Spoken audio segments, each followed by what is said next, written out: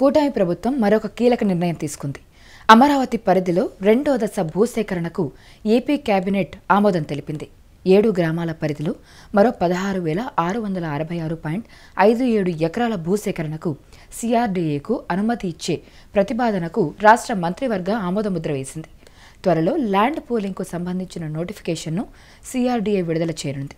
వైకుంఠపురం, పెద్దమద్దూరు, ఎండ్రాయి, కర్లపూడి, వడ్లమాను, హరిశ్చంద్రపురం, పెదపరిమి గ్రామాల పరిధిలో సిఆర్డీఏ భూసేకరణ చేపట్టనుంది. సో ఈ అంశానికి సంబంధించి పూర్తి వివరాలు అందించడానికి మా ప్రతినిధి కిరణ్ లైన్లో ఉన్నారు. ఎస్ కిరణ్, ఇప్పుడు కూటమి ప్రభుత్వం మరొక కీలక నిర్ణయం తీసుకుందని చెప్పొచ్చు. అమరావతి పరిధిలో ఉన్న భూసేకరణ అయితే చేపట్టబోతుంది రెండో దశ. సో మరి దీనికి గల కారణాలు ఏంటి, అంటే ఎలాంటి డెవలప్మెంట్స్ జరగబోతున్నాయి? కౌసల్య, ఆంధ్రప్రదేశ్ ప్రభుత్వం ఏదైతే రాజధాని అమరావతి అంశంలో మరోసారి భూ సమీకరణ చేయడానికి సిద్ధమైంది. అదేవిధంగా క్యాబినెట్ లో కూడా నిన్న జరిగిన క్యాబినెట్ సమావేశంలో కూడా నిర్ణయం తీసుకోవడం జరిగింది. ఏదైతే మొత్తం దాదాపు 16,660 ఎకరాలను ల్యాండ్ పూలింగ్ ద్వారా సేకరించాలని నిర్ణయం తీసుకుంది. అయితే ఈ నిర్ణయాన్ని కూడా నిన్న సీఎం చంద్రబాబు నాయుడు అధ్యక్షతన జరిగిన క్యాబినెట్ సమావేశంలో ఆమోదించడం అనేది జరిగింది. వివిధ ప్రైవేట్ సంస్థలు, పరిశ్రమలు రాజధానిలో పెట్టుబడి పెట్టేందుకు ముందుకు వస్తున్న వారికి అవసరమైన భూములు ఇవ్వడానికి అంతర్జాతీయ ప్రమాణాలతో sports city, airport, railway station వంటి సదుపాయాలను కల్పించేందుకు ల్యాండ్ పూలింగ్ అవసరమని ఆంధ్రప్రదేశ్ ప్రభుత్వం భావించింది. అదేవిధంగా రైతుల దగ్గర నుంచి ల్యాండ్ పూలింగ్ ద్వారా భూములు 16,660 ఎకరాలు తీసుకోవాలని నిర్ణయం తీసుకుంది. ఎందుకంటే మొన్న సీఎం చంద్రబాబు నాయుడు రాజధాని రైతులతో సమావేశం అవ్వడం జరిగింది. ఆ సమావేశంలో రైతులు పలు సమస్యలు విన్నవించారు. కూటమి ప్రభుత్వం వచ్చి దాదాపు 19 నెలలు అవుతున్నా పట్టించుకున్న పరిస్థితి లేదు. మంత్రులను పలుసార్లు ఏదైతే సిఆర్డీఏ అధికారులను ఇటు మంత్రి నారాయణ కలిసిన సమస్యలు పరిష్కరించడం లేదు. దాదాపు సీఎం ను కలవడానికి 2 సంవత్సరాలు పట్టింది. గతంలో జేఏసీలు ఏర్పాటు చేసుకుని రాజధాని అమరావతి కోసం పోరాడిన రైతులను పట్టించుకుని దిక్కు లేదంటూ సీఎం చంద్రబాబు నాయుడు దగ్గర రైతులు వాపోవడం జరిగింది. అయితే చంద్రబాబు నాయుడు ఈ అంశాలన్నీ కులంక్షిగా విన్నారు.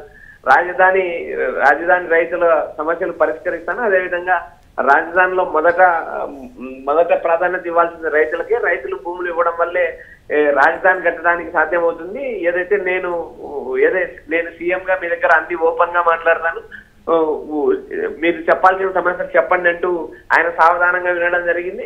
అయితే ఈ రాజధాని రైతులతో సమావేశంలో మాట్లాడినప్పుడు ఏదైతే సీఎం చంద్రబాబుతో పాటు తాడికొండ ఎమ్మెల్యే శ్రావణ్ కుమార్ తో పాటు జిల్లా కలెక్టర్, అటు మంత్రి నారాయణ కూడా పాల్గొనడం జరిగింది. అయితే ఈ ల్యాండ్ పూలింగ్ ద్వారా ముందుకొచ్చే రైతులను ఒప్పించాలని, రైతుల సమస్యలు విని వారిని ఒప్పించాల్సిన అవసరం ఉందంటూ ఏదైతే సీఎం చంద్రబాబు నాయుడు మంత్రి నారాయణకు ఆదేశాలు జారీ చేయడం జరిగింది. అయితే ఇక్కడ ప్రధానంగా మనం గమనించినప్పుడు మొదటి దశలో ఏదైతే 2014 టీడీపీ ప్రభుత్వం వచ్చినప్పుడు దాదాపు 34,000 ఎకరాలను ల్యాండ్ పూలింగ్ ద్వారా రైతుల దగ్గర నుంచి సేకరించారు. ఇప్పుడు మరో 16,000 కలిపితే మొత్తం రాజధానికి మొదటి నుంచి ఏదైతే 2014 నుంచి ఇప్పటి వరకు 2024 ఇప్పుడు మళ్ళీ సేకరించే మరో 16,000 ఎకరాలతో పాటు మొత్తం దాదాపు రాజధానికి 75,000 ఎకరాల పైన భూమి సమీకరించాలని, 70,000 ఎకరాల్లో రాజధానిని అభివృద్ధి చేయాలని దాదాపు టీడీపీ కూటమి ప్రభుత్వం నిర్ణయం తీసుకున్నట్టు రాజకీయ వర్గాల్లో ప్రచారం అవుతుంది. కౌసల్య, రైట్, ఇప్పుడు రెండో దశ భూసేకరణకు సంబంధించి రైతులు ఏ విధంగా స్పందించే అవకాశం ఉంది, అంటే వీళ్ళ మధ్య ఒప్పందం ఎలా జరిగే అవకాశం ఉంది? కౌసల్య ఏదైతే రాజధాని భూ సమీకరణ అంశంలో గతంలో ఏదైతే 2014లో తీసుకున్న 34,000 ఎకరాలకు సంబంధించిన అభివృద్ధి పనులే మొదలు కాలేదు. ఇప్పుడు రాజధాని పరిధిలో కొంత అభివృద్ధి కార్యక్రమాలు నడుస్తున్నాయి. అయితే రైతులు కూడా ప్రశ్నించిన అంశం ఏదైతే గతంలో ఇచ్చిన ఫ్లాట్లను డెవలప్ చేయలేదు, గతంలో ఇచ్చిన వాటికే కౌలు కూడా సరిగా అందడం లేదు, రాజధానిలో పలు రకాల సమస్యలు ఉన్నాయి. ఏదైతే రాజధాని రైతులకు రైతు కూలీలకు ఇచ్చే పెన్షన్ విషయంలో పెండింగ్లు ఉన్నాయి. అదేవిధంగా ఏదైతే రాజధానిలో పలు రకాల సమస్యలు ఉన్నాయి. ఈ సమస్యలన్నిటినీ పరిష్కరించాల్సిన అవసరం ఉంది. ఏదైతే దాదాపు ఈ 7 గ్రామాలకు సంబంధించి ఏదైతే కేబినెట్ సమావేశంలో భూసేకరణ చేయబోయే 7 గ్రామాలలో కూడా పలు రకాల సమస్యలు ఉన్నాయి. వీటిని పరిష్కరించాల్సిన అవసరం ఉంది. ఏదైతే హరిశ్చంద్రాపురం, వెంకటాపురం, ఎండ్రాయి, కర్లపుడి, వడ్డమాను, పెద్ద మద్దూరు, పెద్దపరిమి వంటి ప్రాంతాల్లో ఏదైతే భూసేకరణ చేయాలని ప్రభుత్వం నిర్ణయం తీసుకునేది. ఆయా ప్రాంతాల్లో ఏదైతే వైకుంఠపురంలో 3,360 ఎకరాలు, పెద్ద మద్దూరులో 1,145 ఎకరాలు, కర్లపూడిలో 2,944 ఎకరాలు, హరిశ్చంద్రపురంలో 2,418 ఎకరాలు, వడ్డమాను 1,913 ఎకరాలు, పెద్దపరిమిలో 6,513 ఎకరాలు, ఎండ్రాయిలో 2,166 ఎకరాలు రైతుల దగ్గర నుంచి సేకరించాలని నిర్ణయం తీసుకుంది. ఎందుకంటే రైతుల వద్ద నుంచి సేకరించిన భూమితో పాటు ప్రభుత్వ భూమి, అసైన్డ్ భూములతో కలిపి మొత్తం 20,494 ఎకరాలు సేకరించేందుకు ప్రభుత్వం సిద్ధమవుతుంది. ఏదైతే దీనికి సంబంధించిన నోటిఫికేషన్ కూడా రిలీజ్ అవుతుంది. గతంలో తీసుకున్న 34,000 ఎకరాలకు సంబంధించి డెవలప్ జరగలేదు. అందుకు రైతులకు ఇచ్చిన ప్లాట్లలో ప్రభుత్వం ఎలాంటి చర్యలు తీసుకోలేదు. అక్కడ ఏదైతే రైతులు ఎకరాలు భూములు ఇచ్చిన తర్వాత వాళ్ళకి ఫ్లాట్లు ఇచ్చారు, ఆ ఫ్లాట్లను అభివృద్ధి చేయలేదు. వాటిని అభివృద్ధి చేయకోకుండా మరోసారి భూసేకరణ ఏదైతే ప్రభుత్వం చేస్తుందో ఇది కరెక్ట్ కాదంటూ రైతులు ఒకవైపు వాదిస్తున్నా కూడా ప్రభుత్వం మొండిగానే ముందుకెళ్తుంది. ఎందుకంటే రాజధాని అనేది 70,000 ఎకరాలు, 80 ఎకరాలు అవసరం లేదు. ఉన్న భూమిలోనే, ప్రభుత్వ భూమిలోనే రాజధాని కట్టే పరిస్థితి ఉంది. ఎందుకంటే అక్కడ దాదాపు 20,000 ఎకరాల ప్రభుత్వ భూమి ఉంది. అటువంటి ప్రాంతంలో కూడా దాదాపు రైతుల దగ్గర నుంచి అదనంగా 50,000 ఎకరాలు భూసేకరణ చేయడం ఎంతవరకు కరెక్ట్ అంటే ఒకవైపు రైతు కూలీలు ప్రశ్నిస్తున్నారు. అయితే ప్రభుత్వం ఇవన్నీ రైతులతో మాట్లాడి రైతులను ఒప్పించే ప్రయత్నం చేస్తుంది. ఎందుకంటే సీఎం క్యాబినెట్ సమావేశానికి ముందు కూడా రైతులతో మాట్లాడారు, రైతుల సమస్యల మీద. కొన్ని గ్రామాల్లో రైతులు ఇప్పటికీ వ్యతిరేకిస్తున్నారు. దీనికి సంబంధించి రాబోయే రోజుల్లో ఏం జరుగుతుందని కూడా మనం వేచి చూడాలి. ఇదే విధంగా ఏదైతే రాజధాని రైతులతో మాట్లాడినప్పుడు కూడా రైతులు సీఎం చంద్రబాబు నాయుడు మీరు సహకరించాలి, రైతులు సహకరిస్తేనే ఈ అమరావతి ముందుకెళ్తుంది. రైతులు సహకరించకపోతే కేవలం అమరావతి అనేది రాజధాని కాదు, ఒక మున్సిపాలిటీగా మిగిలిపోతుందంటూ ఏదైతే సీఎం చంద్రబాబు నాయుడు రైతులతో వ్యాఖ్యానించడం జరిగింది. దీనిపై రైతులు కూడా కొంతమంది రైతులు మెత్తపడ్డట్టు కూడా మనకు సమాచారం వినిపిస్తుంది.